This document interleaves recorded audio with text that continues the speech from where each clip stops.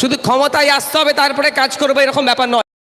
মায়েদের উপস্থিতি প্রমাণ করে দিচ্ছে ওই লক্ষ্মীর ভান্ডার 1000-1200 দিয়ে মায়েদেরকে আটকে রাখতে পাবে না।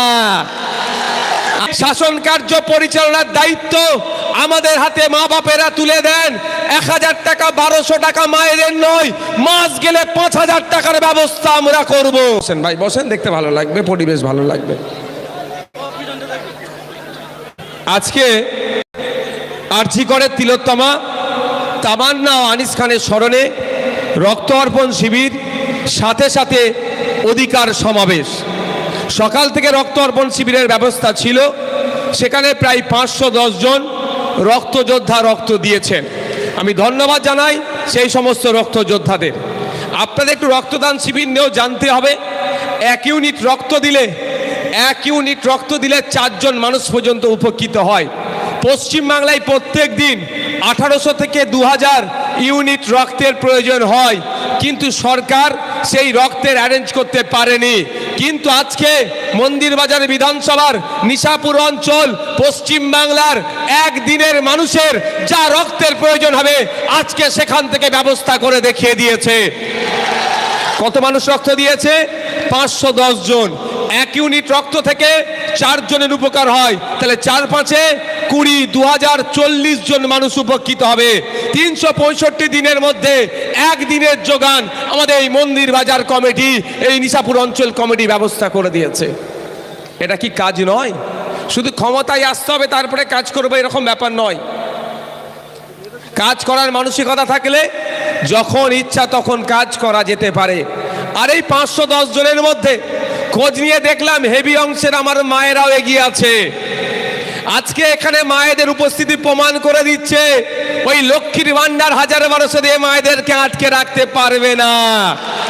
আমি মায়েদের উদ্দেশ্যে বলছি, আগামী দিনে বাংলায় যদি শাসন কার্য পরিচালনার দায়িত্ব আমাদের হাতে মা বাপেরা তুলে দেন, 1000 টাকা 1200 টাকা মায়েদের নয়, মাস গেলে 5000 টাকার ব্যবস্থা আমরা করব। তার পরিবর্তে কিছু কাজ রাজ্য বুঝে নেবে। আমাদের হরিসাধন বাবু অত্যন্ত আমাদের ভালোবাসার মানুষ, সেই ভালোবাসার জায়গা থেকে আমাকে অনেক বড় জায়গায় দেখছে। আমি অত বড় জায়গার যাবার মতো ইচ্ছেও নেই বা অত বড় মানুষ আমি নয়, কিন্তু আমরা চাই নওশাদ সিদ্দিকী, হরিসাধন বাবু, আমাদের কংসারী বাবু, হাফিজুল মাস্টাররা এক থাকবো, এক থেকে একটা সুষ্ঠু সমাজ ব্যবস্থা গড়ে তুলব। যেই সমাজ ব্যবস্থায় ডিউটিরত অবস্থায় আমার আরজি করের তিলোত্তমা বোনকে খুন হতে হবে না। যেই সমাজ ব্যবস্থা গড়ে তুলব ওই ছোট্ট ফুটফুটে তামান্নাকে পেয়ে কেউ বোম ছুঁড়ে মারবে না। যে সমাজ ব্যবস্থা গড়ে তুলব আনিসের মতো প্রতিবাদী যুবককে রাত্রে ছাদ থেকে রাতের অন্ধকারে ফেলে মেরে দেবে না। এই সমাজ ব্যবস্থা বন্ধ করে দেব। আমরা সুষ্ঠু সমাজ ব্যবস্থা তুলব।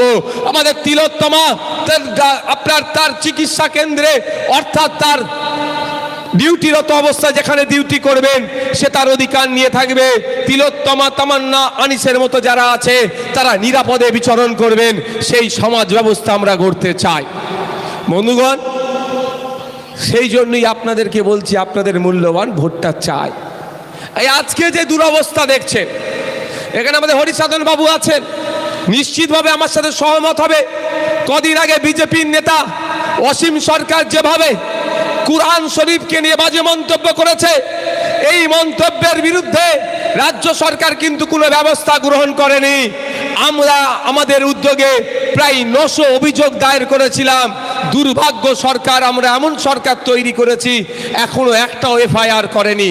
কিন্তু রাজ্য সরকারের উচিত ছিল সুমোটো মামলা করে কুরআন শরীফের বিরুদ্ধে তুমি শুধু বলনি, সংবিধানের বিরুদ্ধে বলেছো, তুমি মুসলমানদের বুকে আঘাত দিয়েছো। এইটা এলাকায় সাম্প্রদায়িক দাঙ্গা হয়ে যেতে পারে, অশান্তি হয়ে যেতে পারে। সুতরাং ওই সমাজ বিরোধী আমি মনে করি ওকে ধরে জেলের মধ্যে রাখা দরকার ছিল। সরকার কিন্তু সে কাজ করেনি। কিন্তু সরকার আপনি গঠন করেছেন। মন্দির বাজারের মানুষ না ভোট দিলে সরকার গঠন হতো? তাহলে সরকার গঠনে আপনাকে প্রতিদান কি দিচ্ছে? যে কোরআন শরীফে যে খারাপ ভাষায় আক্রমণ করছে তাকে ক্ষমতায় রাখছে। তাকে গ্রেফতার করছে না। তাই আগামী দিনে এমন সরকার নিয়ে আসতে হবে, কেউ কোরআন শরীফকে নিয়ে বাজে মন্তব্য করার সাহস দেখাতে পারবে না, কেউ বাইবেলকে নিয়ে বাজে মন্তব্য করার সাহস দেখাতে পারবে না, গীতাকে নিয়ে বাজে মন্তব্য করার সাহস দেখাতে পারবে না, কোন ধর্মগ্রন্থ তুলে একটা বাজে মন্তব্য করার সাহস দেখাতে পারবে না। আর যদি করে তাকে ঘাটটা ধরে জেলের মধ্যে রাখা হবে। এ সরকার তৈরি করতে হবে। এই সরকার আপনারাই তৈরি করতে পারবেন, আপনাদের ভোটে তৈরি হবে। আর আপনারা ভোটে যে সরকার তৈরি হয়েছে আপনাদেরকে আতঙ্কিত করছে। এখন এসআইআর নিয়ে প্রচুর টেনশনে আছেন না? আমার নামেও নোটিশ এসেছে, আমি ভাই পাত্তা দিইনি, আমি আতঙ্কিত নয়। কারণ কারো অভিশাপ আর কারো আশীর্বাদে আমার ভোটাধিকারের মানদণ্ড ঠিক হবে না। আমি ভারতীয় নাগরিক, আমার 18 বছরের ঊর্ধ্বে বয়স, আর্টিকেল 326 ধারা অনুযায়ী আর্টিকেল 326 আমাকে আপনাকে অধিকার দিয়েছে ভোটার লিস্টের নাম থাকার। মাস্টার মশাই যদি ভোটার লিস্টের নাম কাটে, মাস্টার মশাইকে জব্দ করার জন্য আইনের মাধ্যমে আইনি লড়াই করব আমরা।